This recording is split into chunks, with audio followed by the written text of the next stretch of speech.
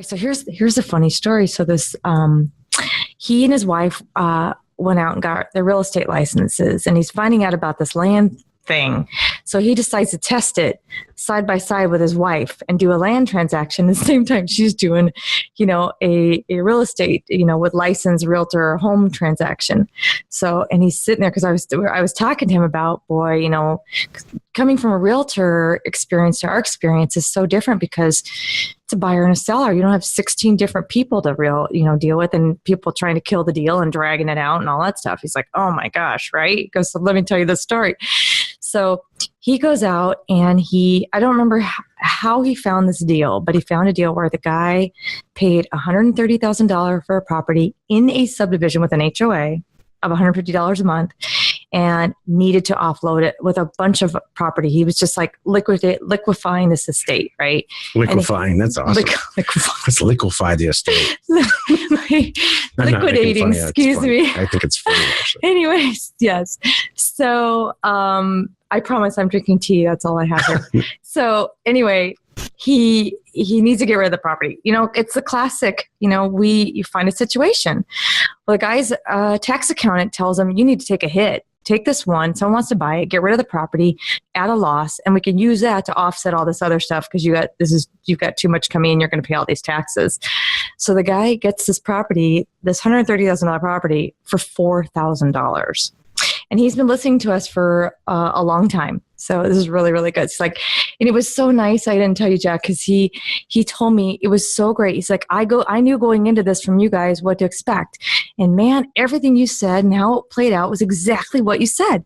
He said, and then every little obstacle and things that I came across were perfectly in sync with the podcast. What? I'm not kidding. So I kept saying, like, it was really weird that these things would happen and the answers would happen just right in tune on the podcast. And so I knew exactly what to do and I didn't stress. I'm like, this is the greatest thing on the planet. I know. So he's like, okay, but he's learning. And so he bought the property, got it in his name, everything great. And he puts it only in one place on Craigslist. He said, I knew to price it hot and get rid of it. So, all right, I paid for it. It's worth a lot more. I'm going to price it at $15,000 cash. And it was only on Craigslist. So he waited, and nothing was happening in like weeks, like a couple weeks. And he said, I decided to put a terms condition in there too. So and it took not even 2 weeks, he said. And so then he offered it $20,000 terms, which were $5,000 down and $150 a month. He said, sold right away. So that was it. So he ended up getting his investment back initially. And now he's like, I have $150 coming in a month for 8 years. Wow. So there you go. And it's so funny because he said, that's why we're here. And he's like, and I'm looking at what I just did. He said, I just made more money than my wife did on her thing, and he's like, and what she's dealing with. And there was contract issues. And then, oh yeah, by the way, the deal she was working on fell through 3 times. Seriously. He's like, that was it. That's all I needed. And I just love these stories, and I'm glad that he tested it and, got his feet wet, and this is going to be great. So great story. Mm-hmm. That's why we're all here. That's what I told him. He's like, I didn't believe this stuff happens, these situations. I said, that's it. And you're not trying to talk somebody into I hope he never selling wants to see your the property. Right? So, well, that was the thing. His wife did get a little emotional about it. So he had a hard time talking her into selling it. Yes, she did want to keep it. So I talked with him about it. He's like, I know. I said, just see it as a line item because I see it like that. I'm working on her. Yeah. There's another deal. There's always another deal. That's what I said. I said, tell her that don't worry about it, babe. There'll be another one around the corner. Doesn't matter. It's great. So, yeah, it's just really good stuff. All right. We have a good talk plan today. That's a little bit of motivation early on. Also, some additional people join us slightly tardy, which this is not college, so it doesn't matter. There's no such thing as tardy. Well, there isn't for you. That's for sure. Oh, that's not what I meant. Oh, my goodness, Jack. You are so silly. No, all kidding aside, we have a good webinar today. Okay. We've got a couple of things coming at 3:30, as you can see on the screen there, about I would like to end once and for all if we are bumping into each other and competing with each other. And I'll show you the numbers and reasons there. I don't hear that very often, which is interesting. I never hear that it actually happens. I hear that it's a concern from new people that schedule deal calls with me. Okay. Cool. And then secondly, it turns out that silly little thing I did a few weeks ago with Redfin and how to locate property versus, just choosing a county the old school way really, really works. So I'm going to go through a demonstration on that. Okay, cool. Anyway, let's get to the questions, Jill. Okay. All right. Farin asked, we have a seller with a power of attorney, POA, and the deal is about to happen shortly. Quick call to the county clerk, and they're requesting that we have our seller send them the original POA and then record it. I'm good with that, and send it back to the customer 12 states away.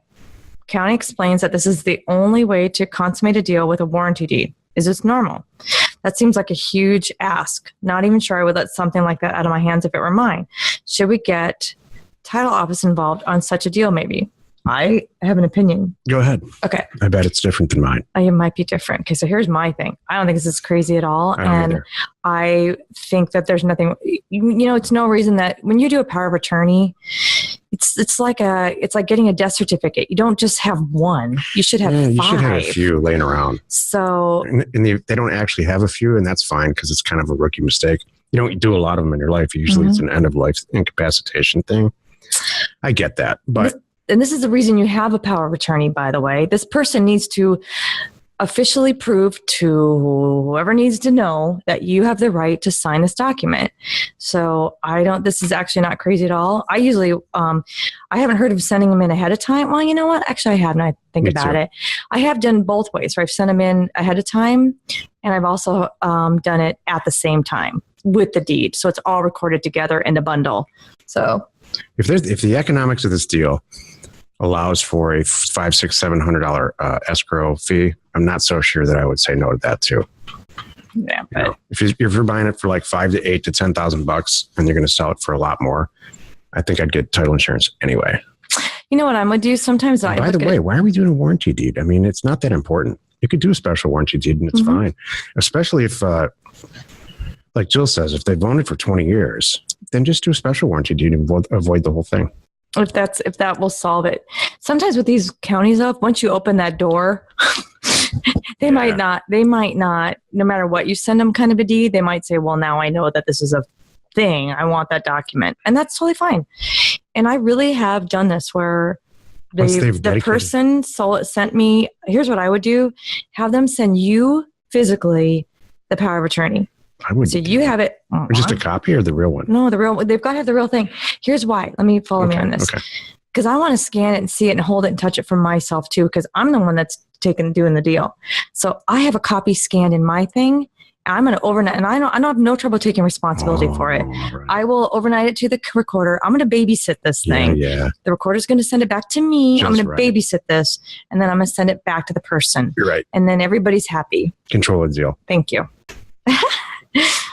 Next question. All right, Jean. Hi, Jean says, I'm optioning a property that has, amongst other things, this could be interesting, a septic tank. The last inspection of this tank was done in 2005.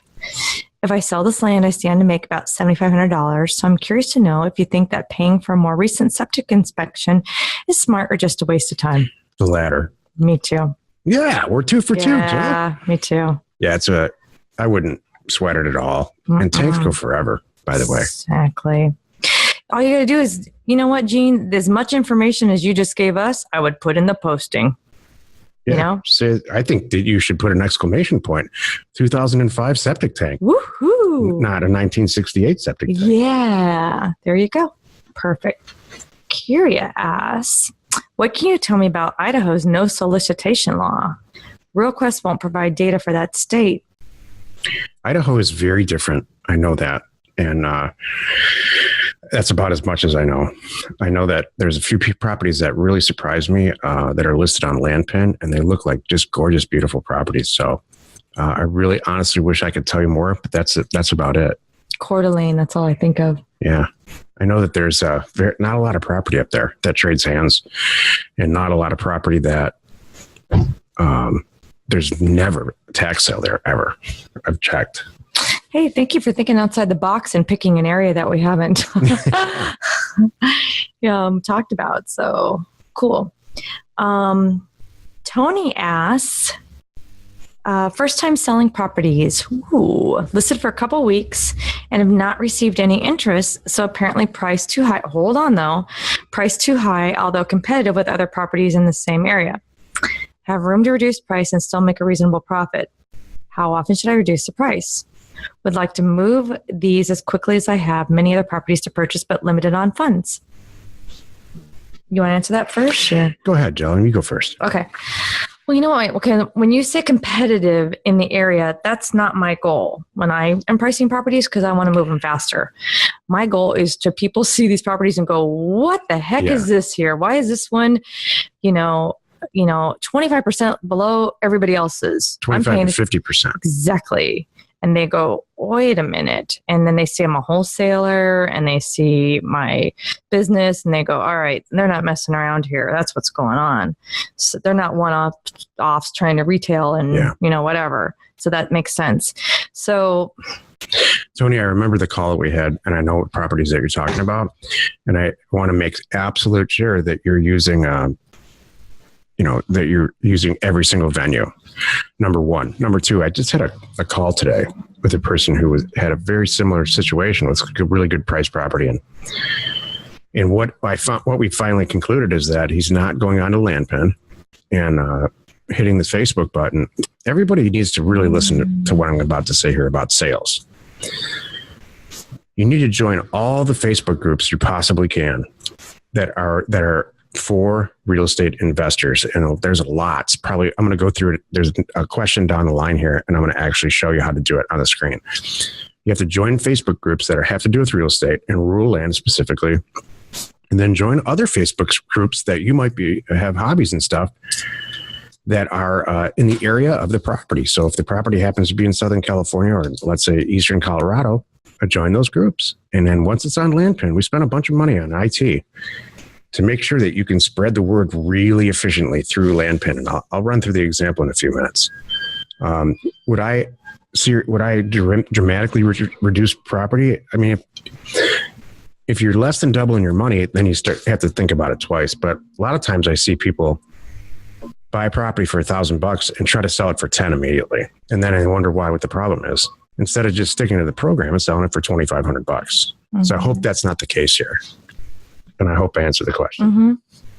Yeah, and you have to sell. You can't just post it and then sit around and watch. Right. Here's another thing. And I learned this from a member 2 weeks ago. It's very, very inexpensive to buy a banner ad space for 30 days on LandWatch and Land and Farm that is county specific. So if someone types in Teller County, Colorado, I'm just throwing one out. Mojave County, Arizona, and your ad, your property pops up at the top. So I would highly recommend if you have some problematic property, and I wouldn't even say this is problematic, Tony. I would say that that it's just not getting the exposure that it needs. Because if it's any of the properties that we looked at, those are all fantastic properties. It might just be not getting the exposure that you need. So consider spending up $200 to get a banner ad for a month. And I'm extremely confident if you do all those things, it'll sell.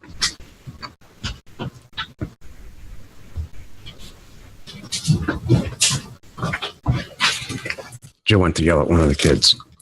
She's back now. That's hilarious. I don't have to do it. At least I don't have to do it. That's so good. All right.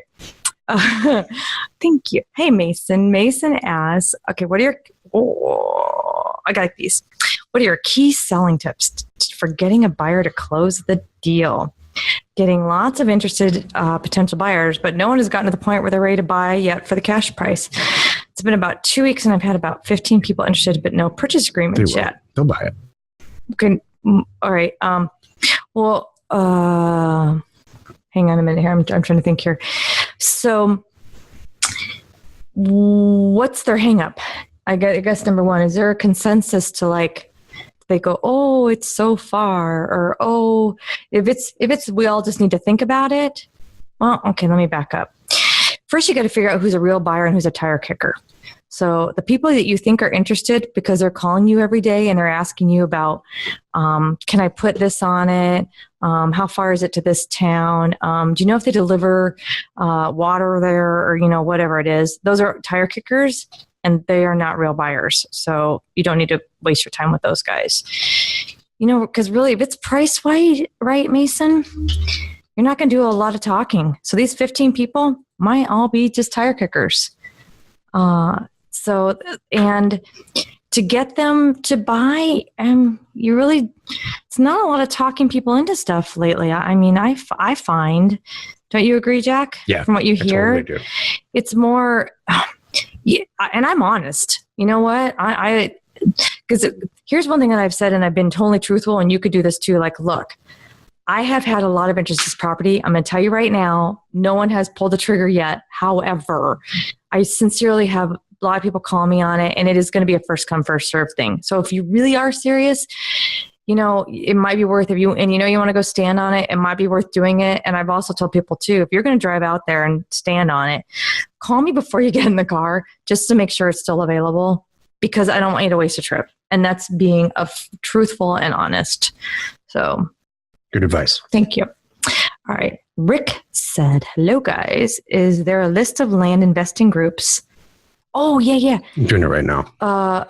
Available from anyone that we can join on Facebook. I can do a lot of research myself, but I thought it'd be nice if anyone has a list of the best ones.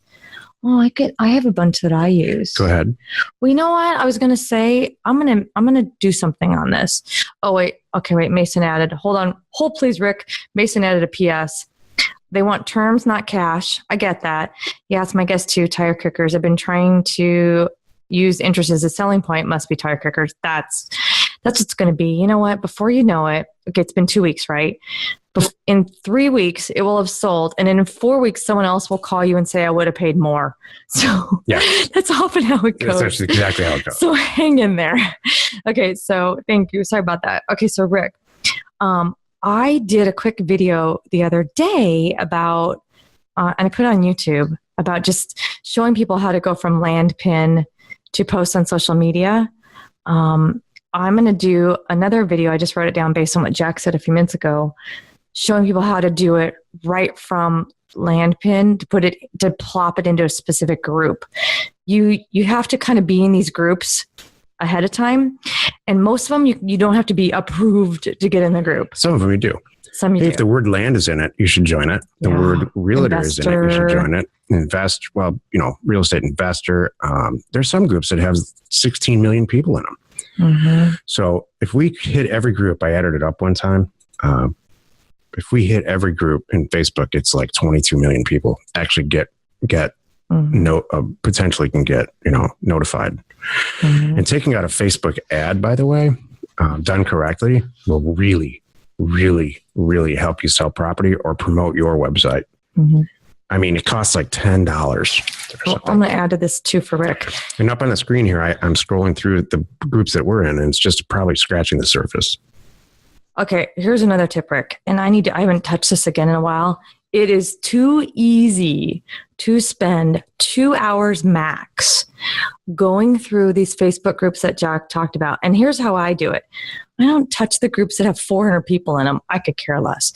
I want the groups that have 4,000, 5,000, 10,000, 15,000. Those are the groups I want. And those are all the groups I want to get into. I have a silly spreadsheet on my computer with all of those groups.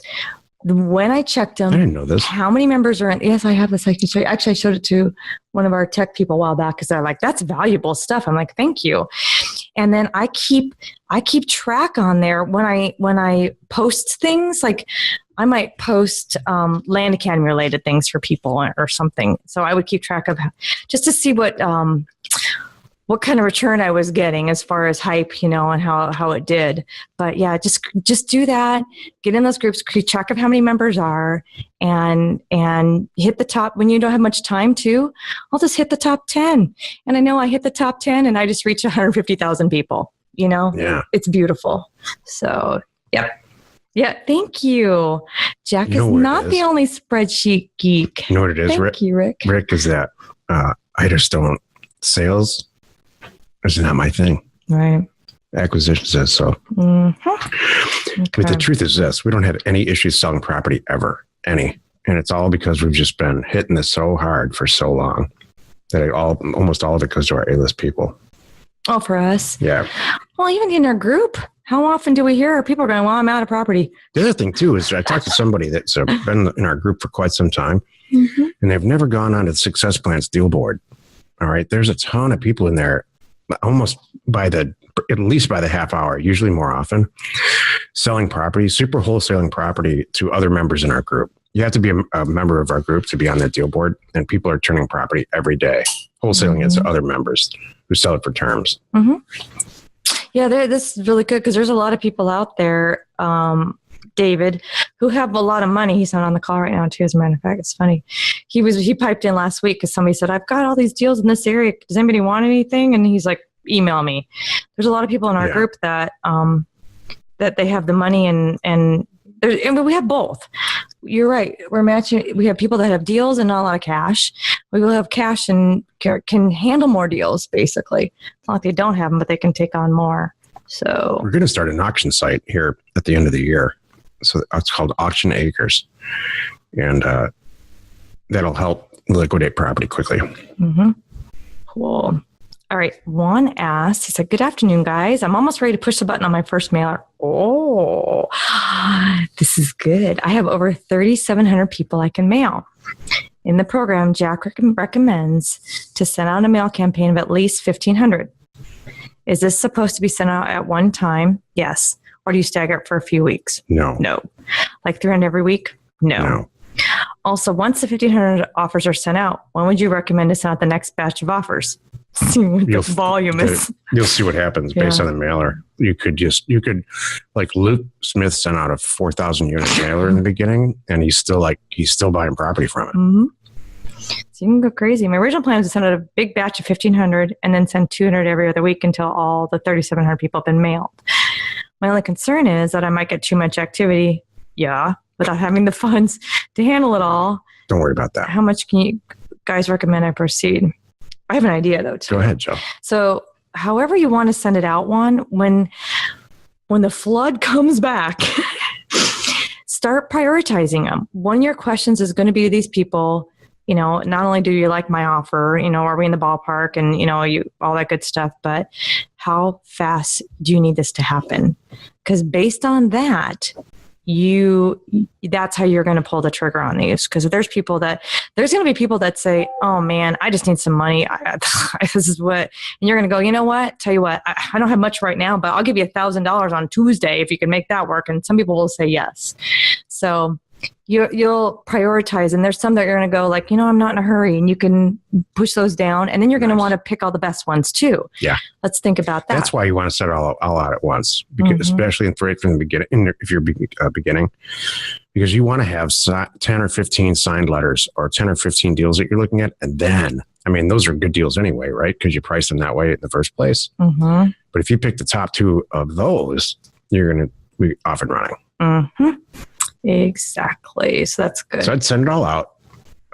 3,700. I'd say 1,500, and then check the volume, and then do another. Then send the other what's left over, the 22 something, or the 1,700 left over. I can't do the math today. So Tony, the guy that just asked a question, I just got a Facebook request that he wants to join the group. Oh, good. Tony he's not wasting any time. Gee, nice job. Okay. Approved. Good. Somebody made me a phantom administrator of a lot of these Arizona land sites because they know who we are. That's hilarious. So I have the power. No one ever asked me. I don't want the power, but I have the power. Hey, good. If there's a lot of activity in there, you need to accept all of us into all of these groups, Jack. Okay. I know you will. Okay. I want to say hi to Jason, by the way. I'm glad you're here. We haven't got to the content that I talked about. So you came in at the right time. So you're probably under your desk with your hiding. Is he on his job? Yeah. So Jason, if you're under your desk hiding, pretending you're working, yay. I'm sure you're not alone. Jill's pretending to work too right now. Yeah, that's what I'm doing. I'm just not under my desk. So, all right.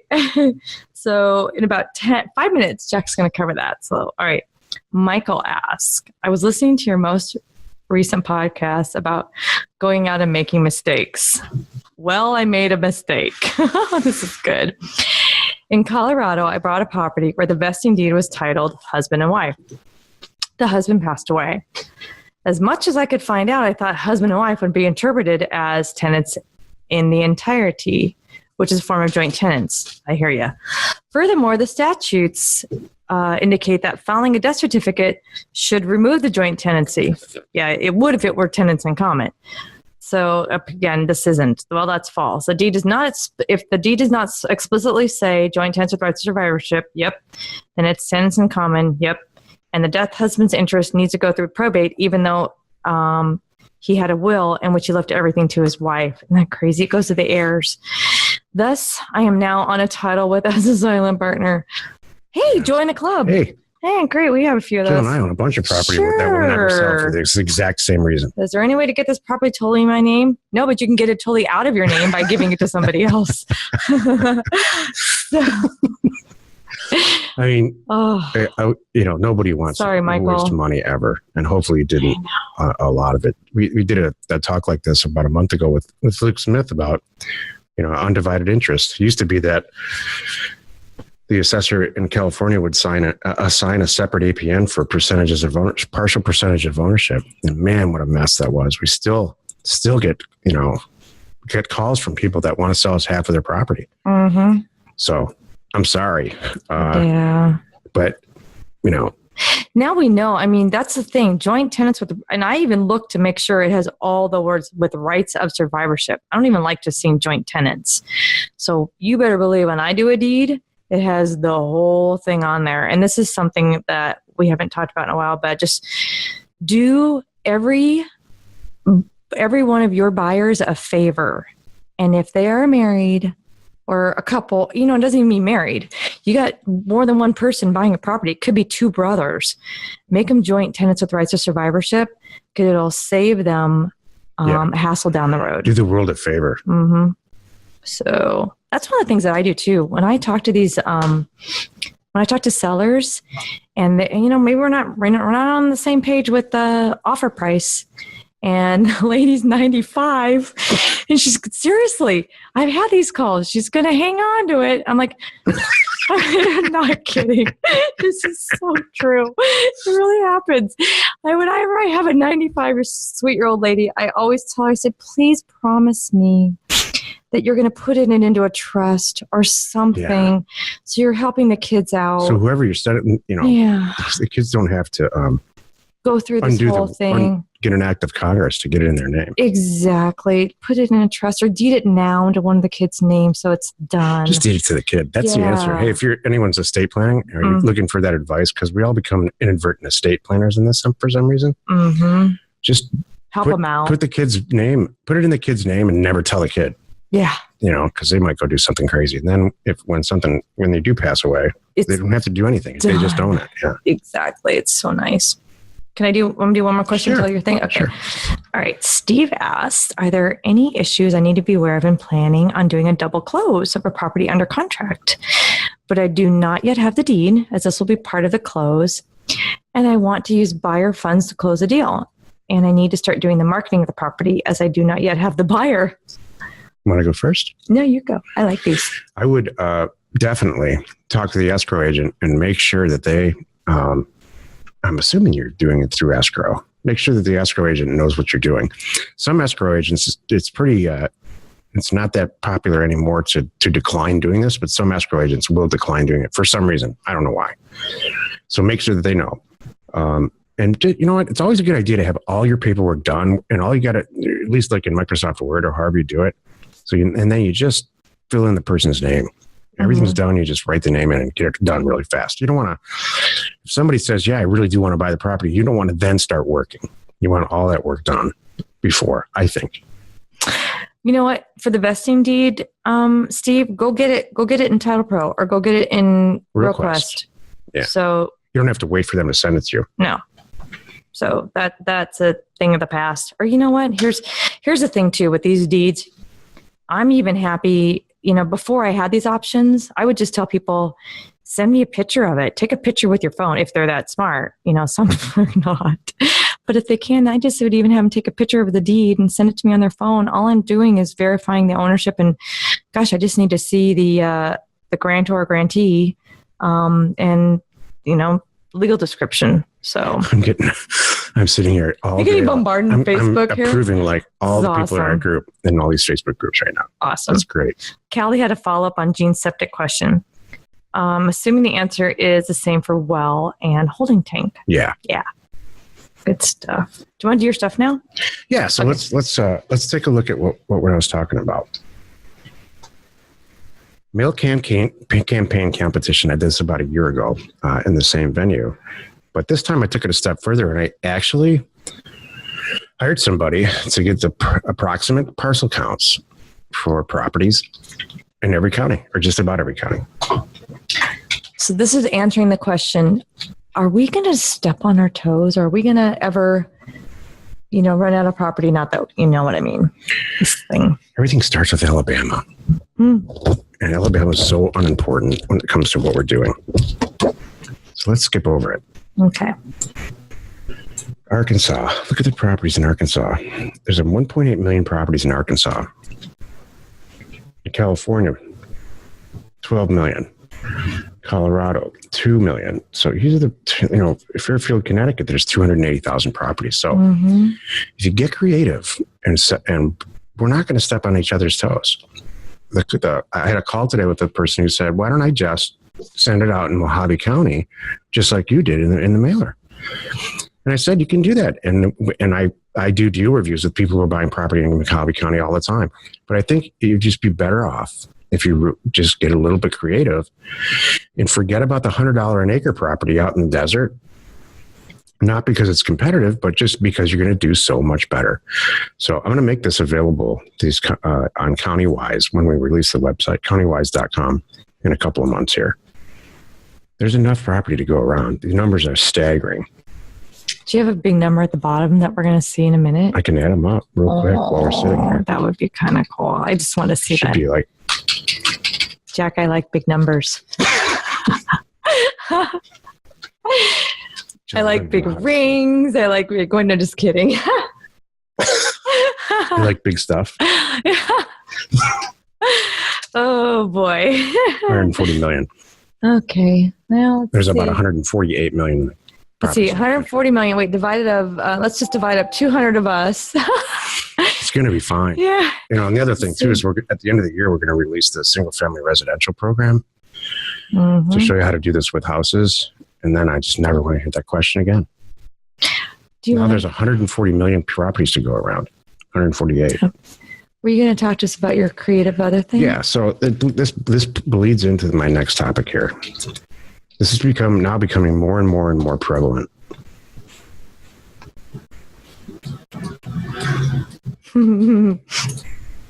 That's good, Rick. Please go get our subscription to redfin.com. Redfin is the real estate tool that I use way over Zillow and Trulia and anything else when it comes to getting MLS data. Here's why. If you look up at the right of the hand of the screen and look at filters, I have unchecked everything except land. Land for sale and land for sale by owner, unchecked everything else. And then up here, rather than going nuts, I cap it at $50,000, which is the lowest because I would actually go down to $10,000 if it let me, but it doesn't. And then I remove the map feature, and I remove the feature that, the feature that confines you to a county or city lines. And I just use Florida as an example. So I did this for about an hour today, and I know where we're doing our next mailer. What's the best attribute you could possibly say about any piece of property, Joe? What attracts you to buying any piece of property more than any other attribute? Money? Water. I like money, though. Gosh. What? Oh, me personally. Yeah. Oh, me personally, it's water. It is water. Yeah. So this is Florida. Obviously, water for me. Yeah. Watch, see this. There's a lot of data, by the way. So yeah. And so the areas that are gray are not yet participating MLS IDX feeds, and that's fine. We have much, just like you saw in the numbers a few minutes ago, there's enough to go around. So let's go look at some of these waterways in Florida and look at what property is listed for on the MLS. and you're going to fall out of your chair.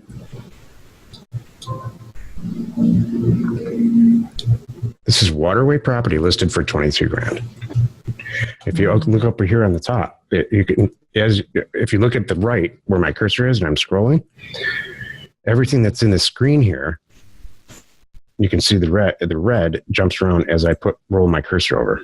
So this is the $20,000 property. How does this look, Joe, on your computer? Okay. No, it's great. I'm going to the more you tell us, because there's people on their phones, it's great when you tell us what we're looking at. This will be on YouTube tomorrow anyway. That's true. So you can see it on a big screen TV. These are street addresses, subdivisions these are for $20,000. So here's my 2 So that means we can really buy them inexpensively. This is retail. Am I saying go buy for $20,000 or put an offer in for $18,000? No. I'm saying this might be a logical place for you to send a $2,000 mailer campaign. Mm-hmm. Where there's $20,000 property, I'm telling you that's listed, there's $2,000 property and lots of it. Mm-hmm. And then if you put your marketing stuff to work and our marketing stuff to work that we provided, you're going to make a bunch of dough. What it does brilliantly is stop anyone from saying this sentence, which I can't stand. Well, who the hell would buy property out in the middle of nowhere like that? All right, we're done with that. This is in an inland waterway in Florida, in urban Florida. So, that could very well be your business. Mm-hmm. And now at these rates, you don't have to close a deal yourself any longer. You can use title agent every single time. Mm-hmm.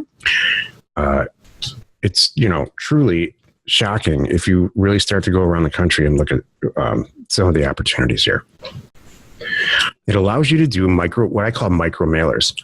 So now let's say you do a subdivision in Florida, East Florida, West Florida, North Florida. I'm just using Florida as an example. If you go to Corpus Christi, Texas, you're going to fall out of your chair there too. Mm-hmm. Property on the ocean for $5, $10, $20,000 listed that you could probably buy for $1,000. Right. And then the same thing on the West Coast in the Pacific Northwest.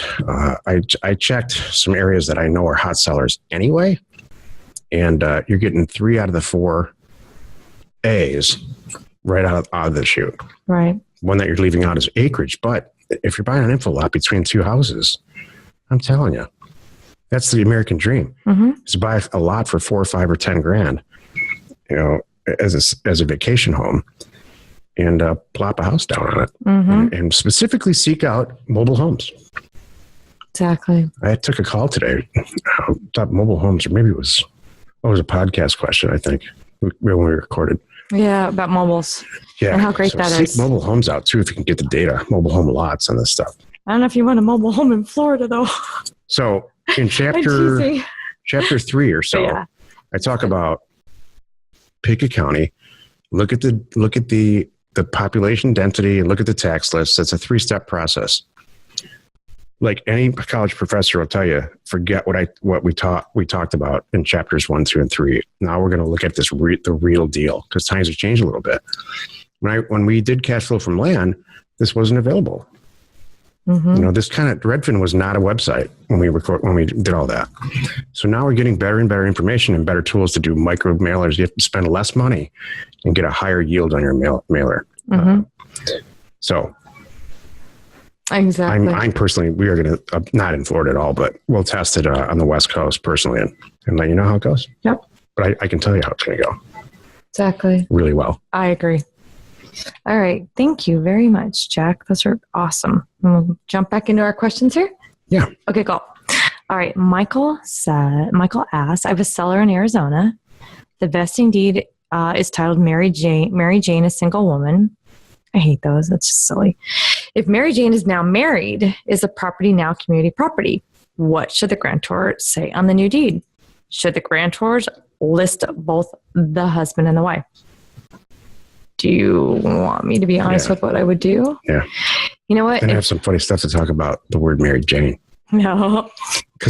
Oh, you do have a funny thing about this. You're going to tell my story? Our number 3 kids in middle school is all about talk about the drugs and stuff now. He's like, Dad, tell me a little more about the Mary Jane. Oh my gosh. That is funny. Yeah. By the way, is this Mary Jane a real person? Michael, did you come up with this? Okay. So here's what I would personally do too. And I'm assuming this is really legit. I can look back and see Mary Jane's owned this property for 30 years and I'm buying it for $4,000, something like that. If those were the situations kind of thing. If Mary Jane Smith still has ID that says Mary Jane Smith, with her maiden name on there, I would do the whole deed with Mary Jane Smith and do it that way and move on. Jack, you want to add or change? Okay. That's absolutely great. Okay, thank you. So, Anne asked, we are just starting out. When buying land, 2 parcels in Navajo County, Arizona, at a treasurer's tax deed sale. Gotcha. Yeah, the treasurer's, I think I know where she's going here. The treasurer's deed is the conveying document, because I did the same thing, Anne, once. So is the document titled treasurer's deed? No. Yeah.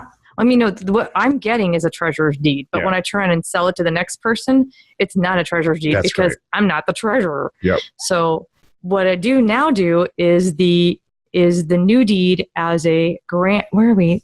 Arizona. So warranty deed, special warranty deed. Special warranty deed. Mm-hmm. So you're smart, Joe. I think I've done 1 or 2 of these. Mm-hmm. All right. So is the document titled treasurer's deed? Then list the grantor as Navajo County, Arizona, and the grantees are myself and my spouses as my spouse. Yes, as CP with rights of survivorship. What's a C? I don't know. So I can keep this property and then maybe sell the second parcel. Okay, wait. I think I know where you're going with that. Are there 1 document or 2 separate attached? Uh-huh. Okay, so here's the deal. When you're buying or selling property in the same county, you can put 10 on there. You can put 1,000. So yes, and if you have 1,000, it would be like addendum. You might have see addendum A, which is 5 sheets attached. Because if it's the exact same grantor and exact same grantee, you don't need 2 different pieces of paper for the same thing. You just need 1 piece of paper to convey it.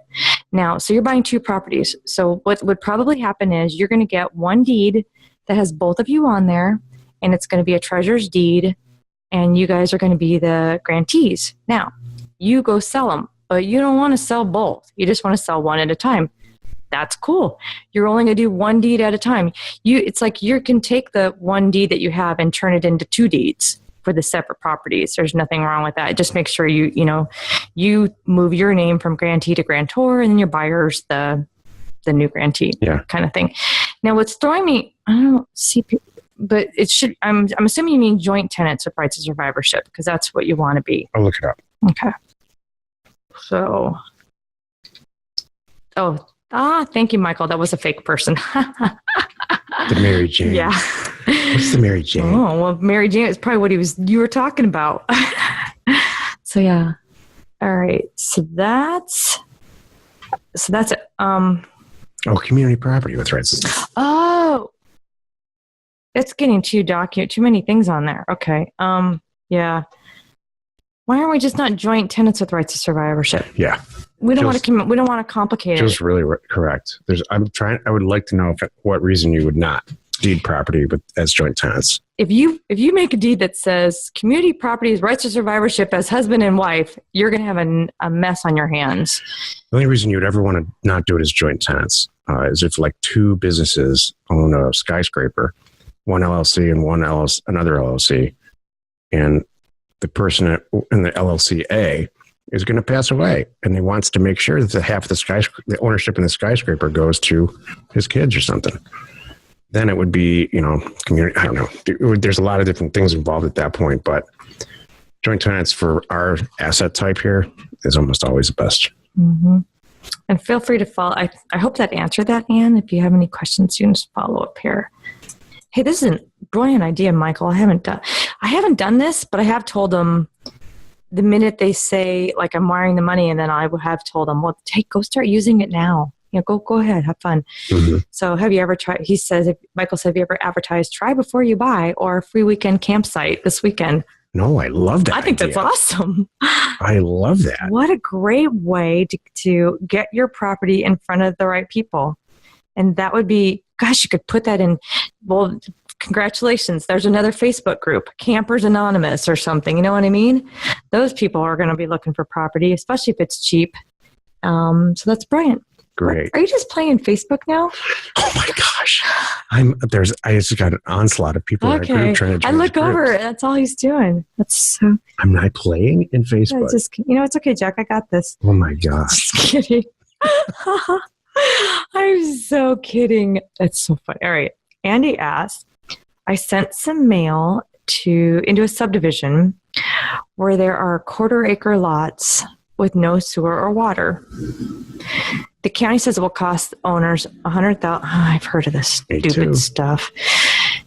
It happens here in Southern California, and it's a mess. Okay. The county says it will cost the owners $100,000 to bring sewer and water to these lots and not buildable until then. No RVs, camping allowed. I have about 25 signed purchase agreements for $125 each. No kidding. Not sure I should buy these. Any advice on how to market these lots? I'm not a fan. There's so many alternative ways to get water and sewer and all that stuff. So I'm not. Buy a couple. It's at $250 and see what happens. Or fictitiously post a couple in the venues that we all use and see, could you sell them for, if you can buy them for $125, could you, just to practice, could you sell them for $750? I think so. That's how we started.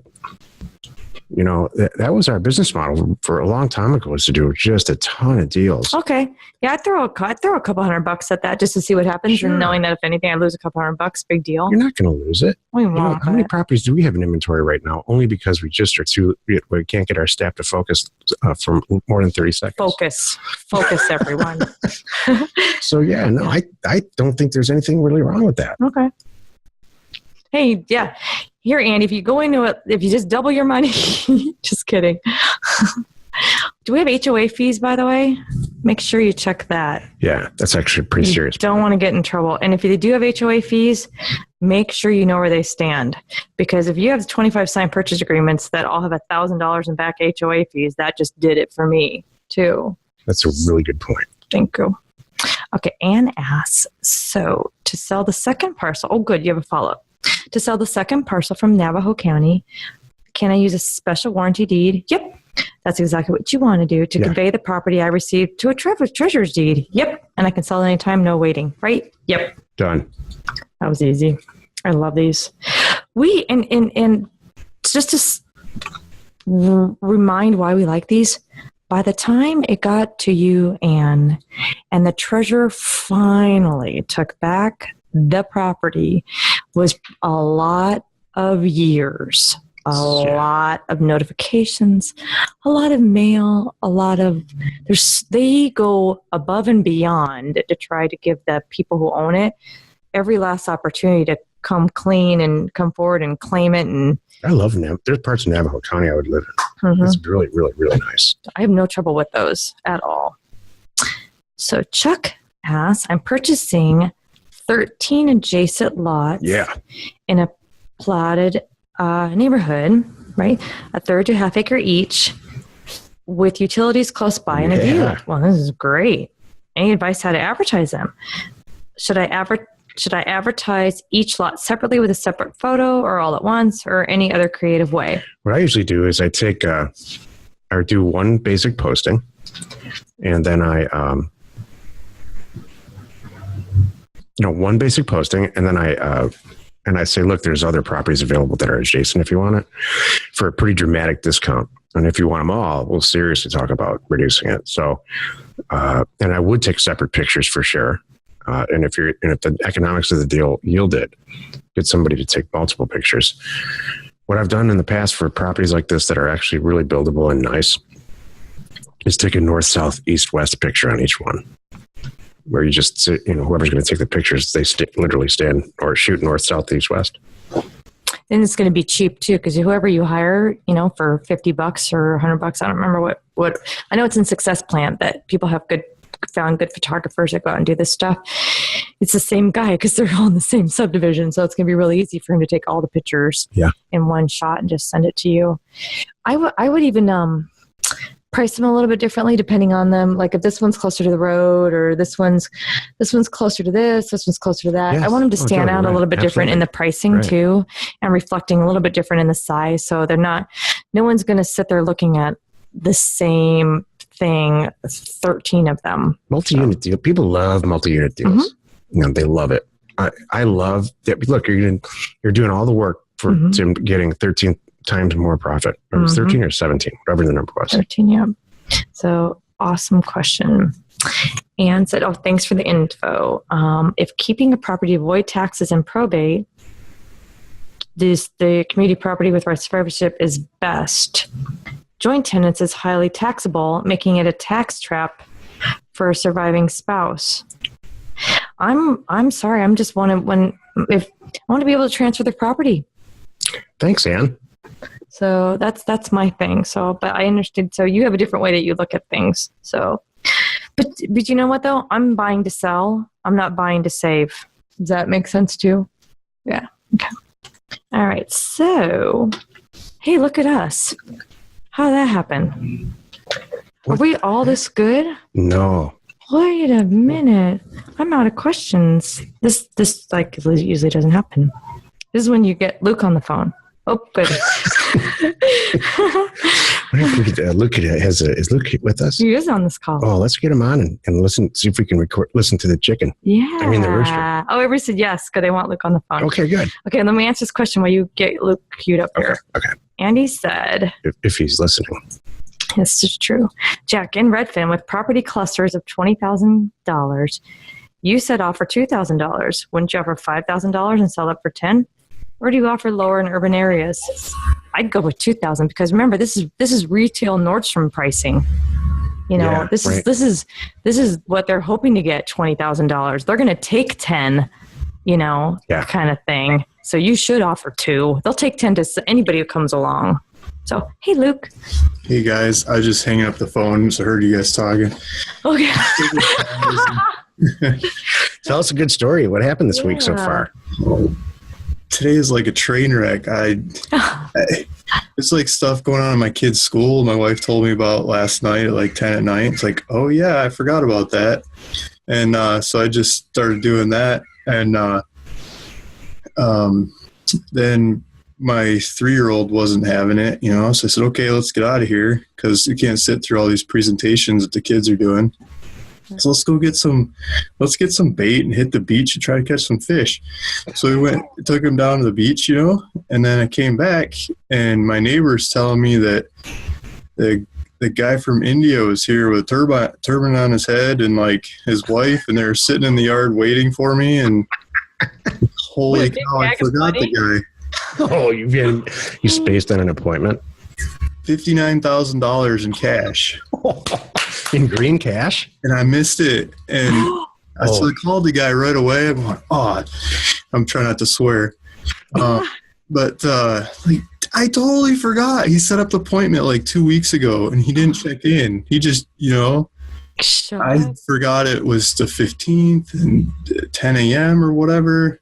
And I checked my phone and it's like he sent me a message. I'll be there in 40 minutes. And, he started sending me messages today.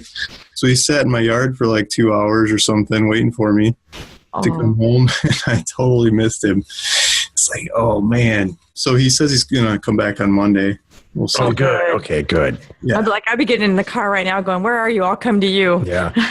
He drove from New York. Oh, my gosh, Luke. New York plates.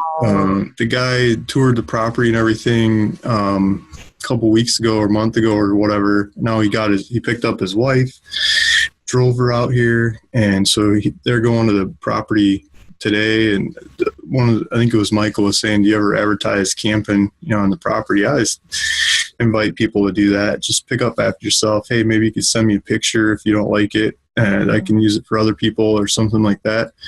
So I don't know if they're going to camp on it. I told them they could, but yeah, they're going to go up to the property. It's like a 3-hour drive from here to go to the property. And long drives don't bother them. Yeah. He just drove across the country. That's nothing. That's crazy. That is insane, man. I would pull my hair out if I did that. I totally missed it. Oh my goodness. I know. 59,000 in cash. Did you Small bills. Did you catch any fish? No. Oh. No. One big coming on the Monday. beach is crowded, and the lifeguard came and told me we're not allowed to fish within 200 yards of other people.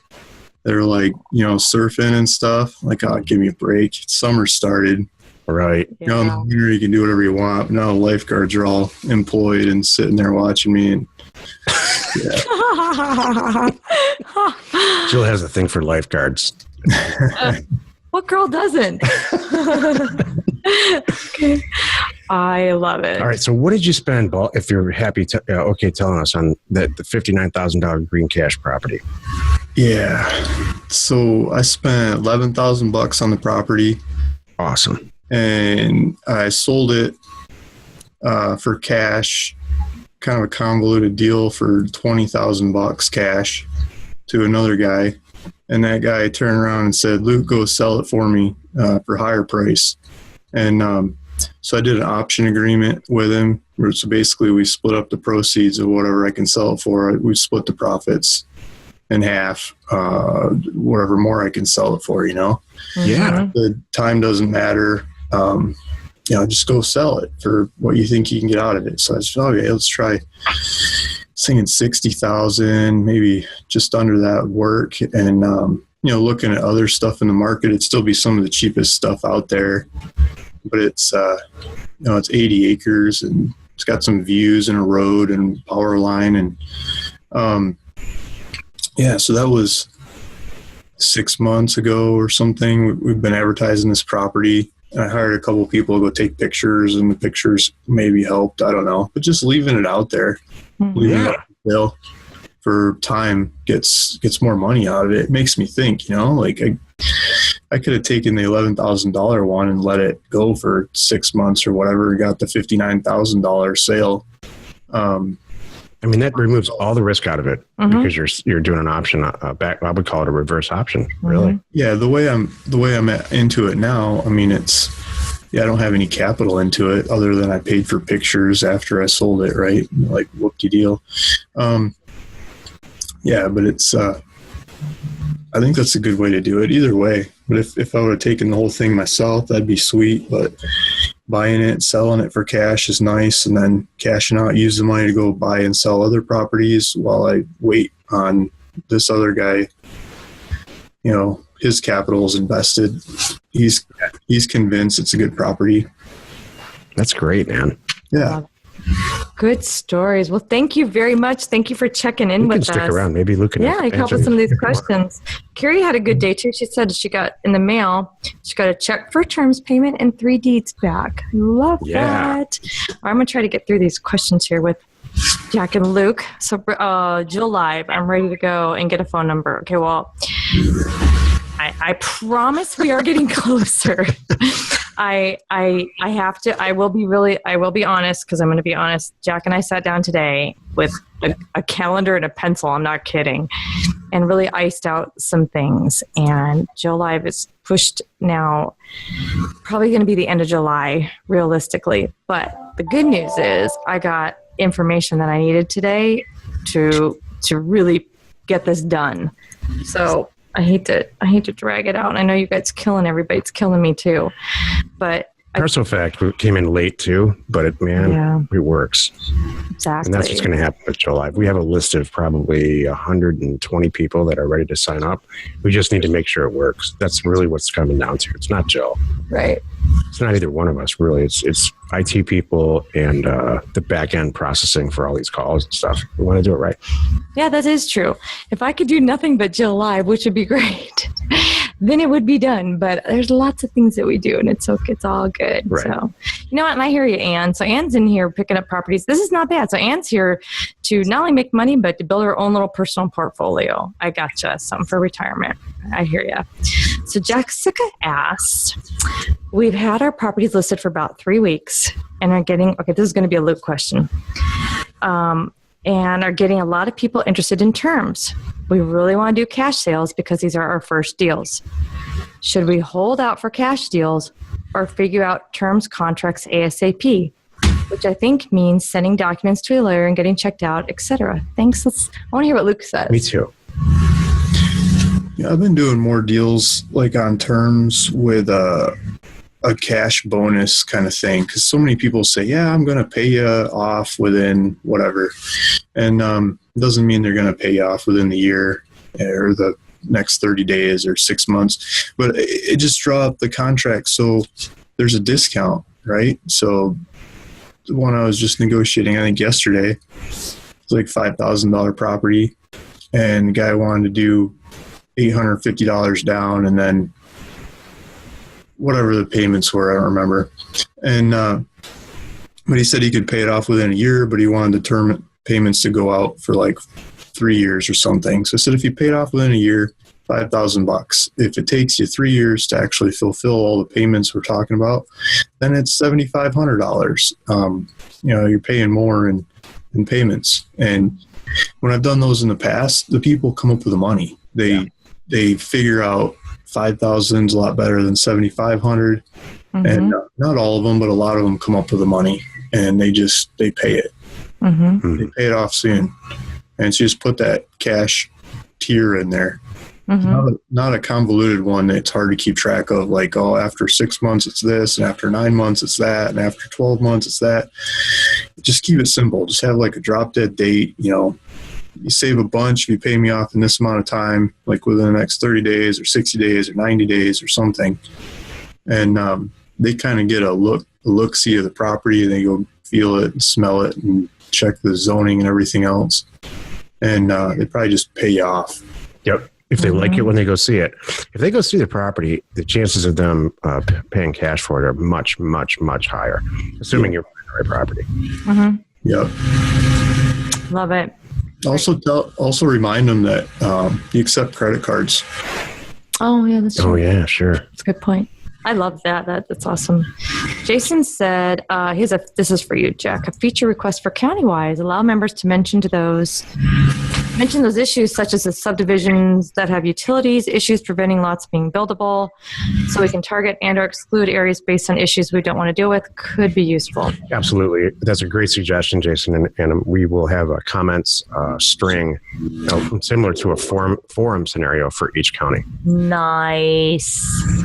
Boy, that's awesome. All right, here's a Jack and Luke question from Michael. In our business, our ROI is way higher than other types of investing. Given your understanding of the velocity of money, why would any of us do terms? I'll answer first, Luke, because I'm sure mine's shorter. The answer is shorter. You shouldn't.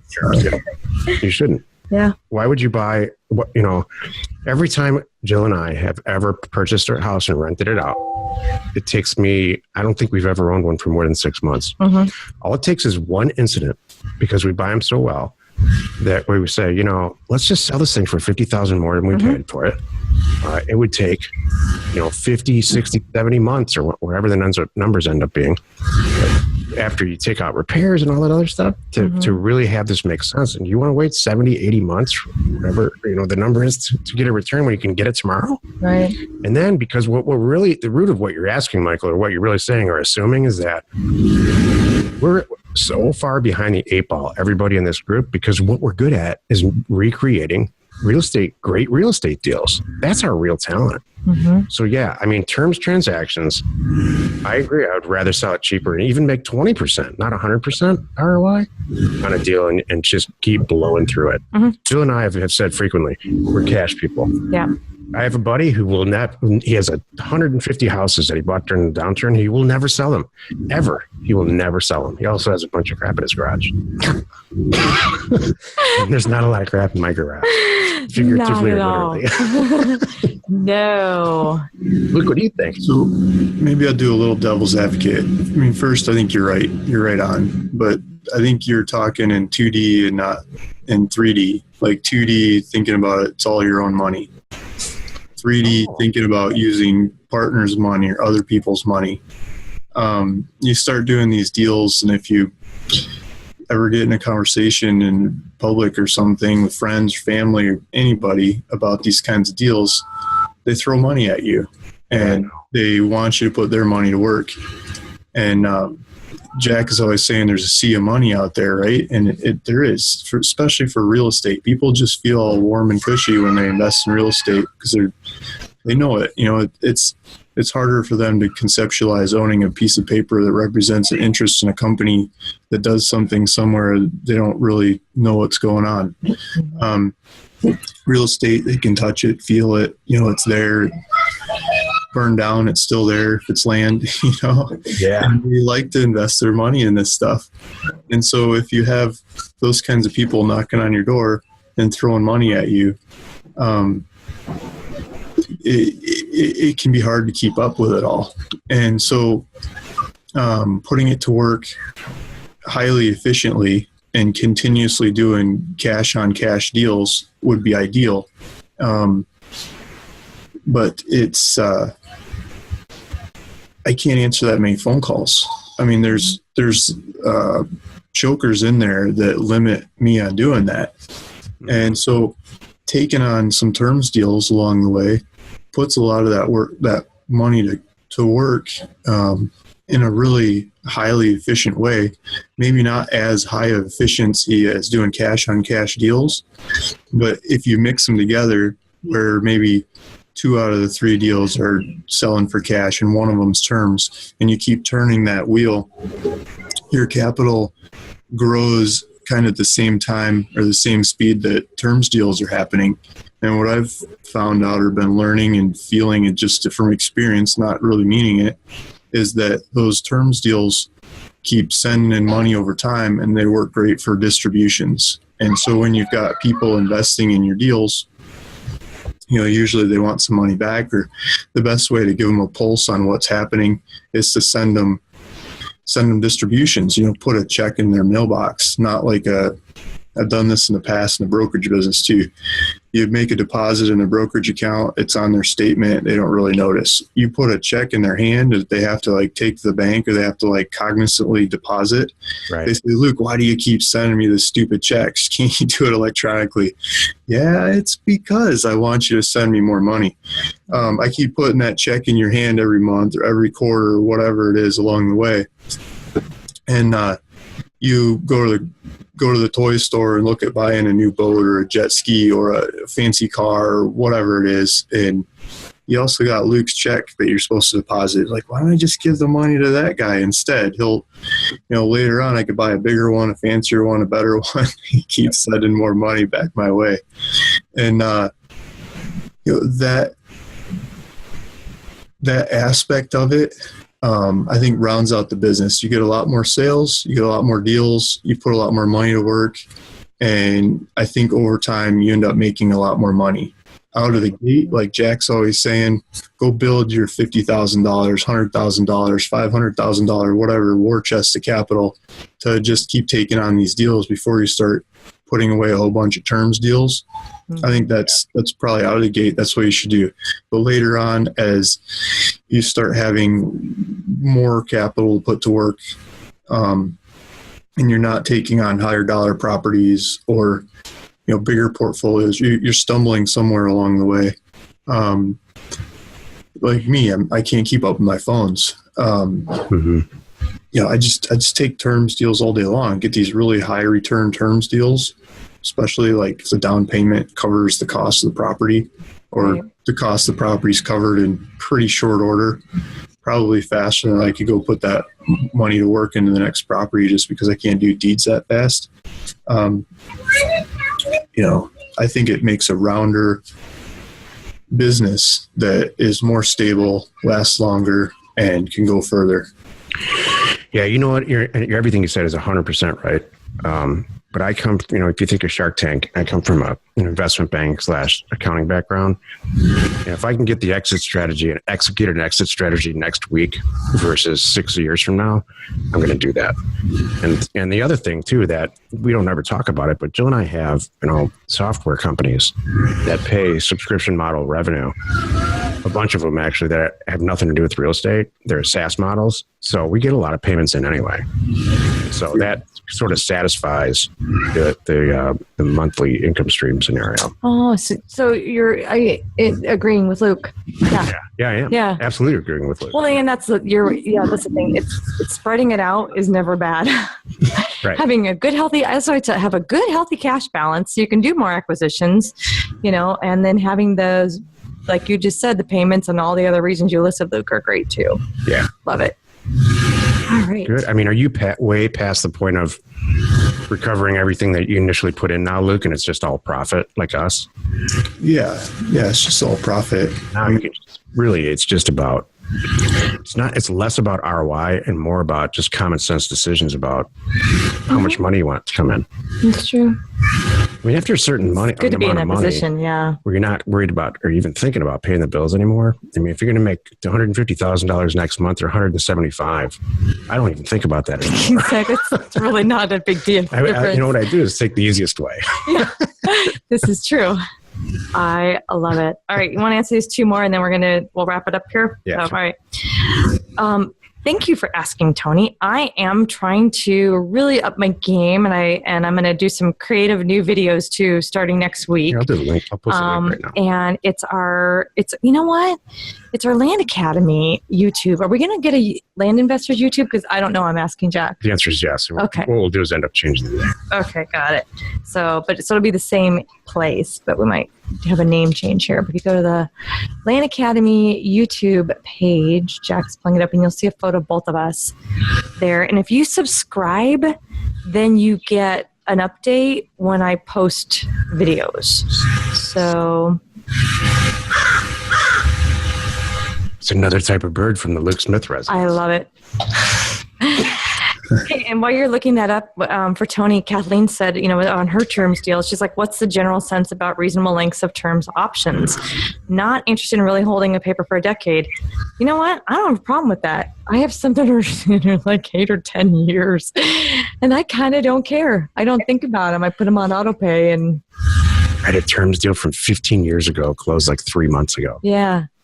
So I'm not afraid of that. I like those. Oh, thank you, Jack. You shared the YouTube channel there for everybody?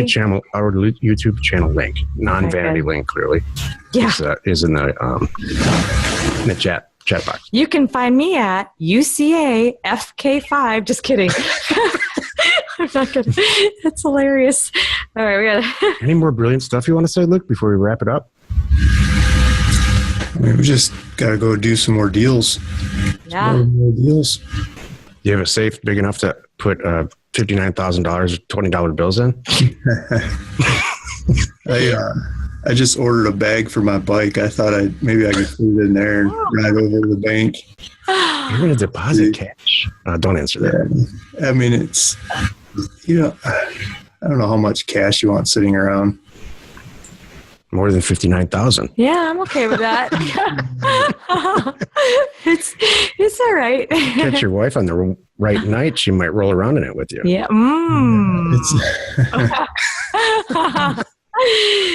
Yeah. Before you deposit it, have a little fun, Luke.